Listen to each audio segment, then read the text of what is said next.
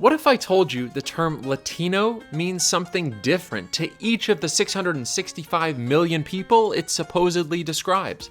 And that this confusion could help explain why the Democrats have driven away so many Latino voters. From Mexicans to Argentines, the US's Latino population is super diverse, but Dems keep treating it like one big voting bloc. Democrats never miss an opportunity to miss the point, and this is why they lost the election. Consider, in 2020, Biden led Trump among Latinos by 34 points. In 2024, Kamala could only scrape together a 14-point margin. But I've been digging into the history, migration patterns, and political leanings of Latinos to figure out why this happened, and what I found will change how you think about identity politics in America. I'm Trevor Krause, and in this video I'll break down why Democrats keep missing the mark with Latino voters and what that says about whether identity politics works.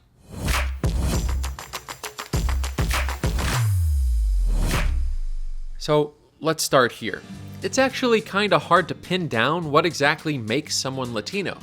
I mean, technically, if you're born in Colombia or Mexico, you're just as Latino as someone from Haiti or Brazil.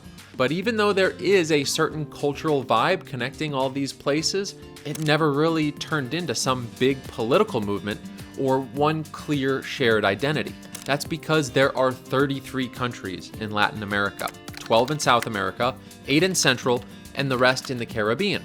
Altogether, you've got 665 million people across that huge swath of land. So imagine trying to cram all of that into one political message. You're probably already seeing the problem. Every Latin American country has its own origin story, its own struggles, and unique relationships with the rest of the world, with all kinds of interactions among indigenous peoples, Europeans, and Africans. Plus, a lot of them have long-standing rivalries, like Argentines and Uruguayans. Now, the Spanish language is probably the biggest thing that connects these countries. Something like 2 out of every 3 Latin Americans speak it. In fact, Latin America is the region in the world with the most countries where a single language is the main one spoken. So even though it's theoretically easy for most people there to communicate, you can't just lump them all together, and yet politicians keep doing exactly that, and the numbers show that it's backfiring. First off, do you realize how many massive natural barriers Latin America has?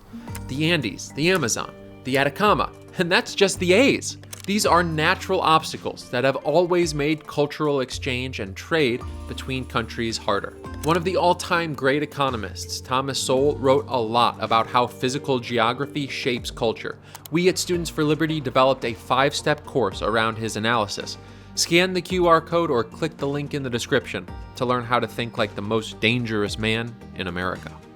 Now, things get even more interesting when you try to pin down what it means to be Latino here in the US, where about 65 million Latin Americans live.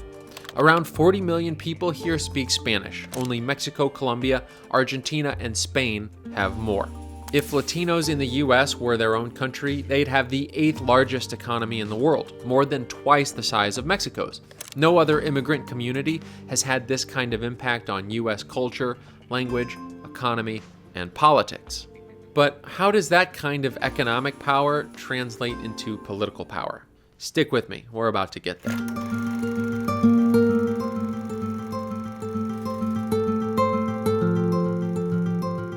So the biggest group within this community is Mexican Americans.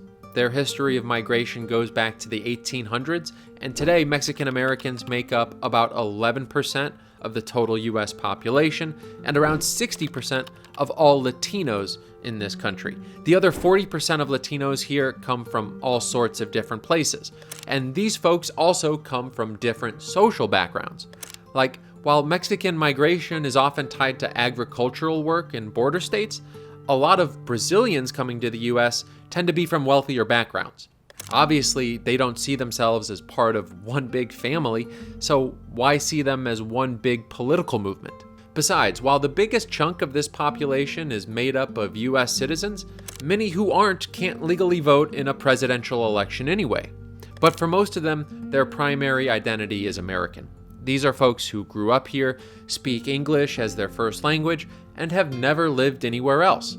I once had a roommate, Jackie, whose mom made her Mexican hot chocolate every now and then, and she felt a certain connection to Mexico, but she certainly didn't feel the need to put a Latina asterisk next to her citizenship. For a lot of Latinos, it's more of a distant idea, something inherited from parents or grandparents. And even when that heritage does play a role in their identity, it's usually tied to their family's country of origin, in Jackie's case, Mexico, not some broad place called Latin America. I'm Hispanic and I vote for Mr. Trump. We vote for Mr. Trump. Yes, Mr. Trump. We love you. We love you. Many Latinos come here because they believe in the American dream, in hard work and freedom. Republicans' message is better on that, for sure. And so that dream is driving a political realignment most analysts never saw coming. There are actually tons of reasons a Latino voter might lean Republican. For one, Latinos come from Christian backgrounds, which often aligns with more socially conservative values. So when it comes to faith and family, some of the surprising political contradictions start to appear. Economics matter too. Immigrants are 80% more likely to start a business than someone born in the US. And get this, 55% of America's billion-dollar startups, the so-called unicorns, were founded by immigrants. Plus, a lot of people in the Latino community are small and mid-sized business owners. So it makes sense that many would favor economic policies with less regulation and more support for entrepreneurship, ideas you'll hear more from Republicans. And then there's the issue of safety. In communities where crime is a big concern, promises of more policing and tougher laws often attract Latino voters. And let's be honest, it's the Republican Party, not the Democrats, that's more associated with law and order. Finally, you've got Latinos who came from countries with unstable political systems and big, heavy-handed governments like Cuba, Nicaragua, and Venezuela. Folks from those backgrounds often have a built-in distrust of policies that expand government control. As Ronald Reagan once said, Latinos are Republicans. They just don't know it yet. And on top of it all, when some progressives insist on calling Latinos Latinx, a term that turns off a lot of people, Latinx? It treats them like some kind of abstract idea rather than real people. At the end of the day, Latino voters care about the same issues as most others in the US, and most of them think it's ridiculous to suggest they somehow owe their votes to the Democratic Party.